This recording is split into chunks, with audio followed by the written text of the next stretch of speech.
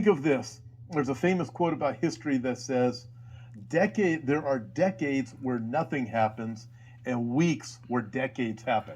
I would say we're here.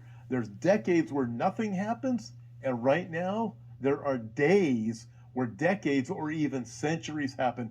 Things are happening so fast as the pieces of the puzzle of the last days are moving into place so incredibly fast, it's hard to keep up with everything that's going on. Daymond Duck wrote, "These are perilous times, and anyone that says that President Biden is qualified to lead the U.S., the free world, is lying or uninformed."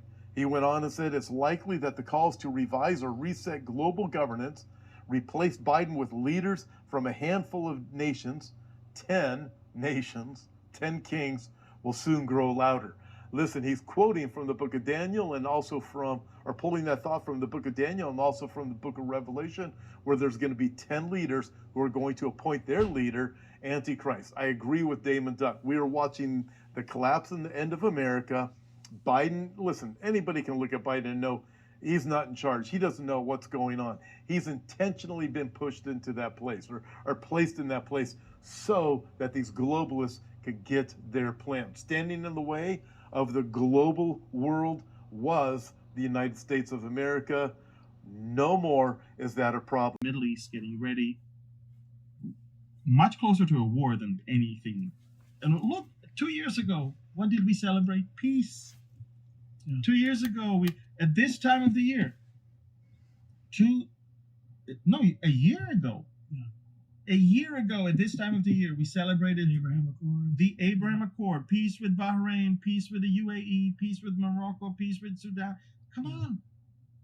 And the person who sits in the White House, look, the identity of this person in the White House changes everything.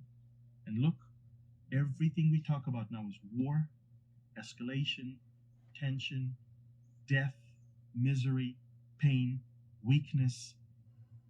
It's horrible. But none of us should be surprised.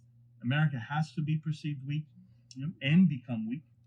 Israel has to be perceived. Why would anyone start a war against Israel or invade into Israel if they know Israel is super strong? And Israel has to be perceived as weak in order for Ezekiel war to take place.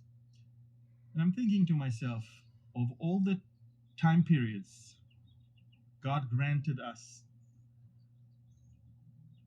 the amazing privilege of living in the days where more prophecies are being fulfilled than ever before.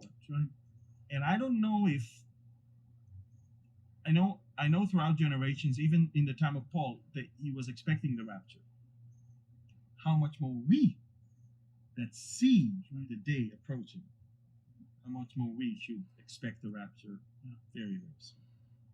Well, it's incredible to think about what Jesus talked about in the whole of the Olivet Discourse, but two things come to mind kind of as we wrap things up. He said, when you see these things begin or at the initiation stage, look up for your redemption is nigh. But he opened the whole Olivet Discourse by saying these are the beginning of sorrow. So exactly. You've got that same word employed by the Lord talking about, it's the initiation portion is significant as well. And that's where we're at. And that's why I think, as you said, more now than ever, and even in church history, now more than ever, we should be expecting that trumpet blast and that transport into the heavenly realm in a moment and the twinkling of an eye.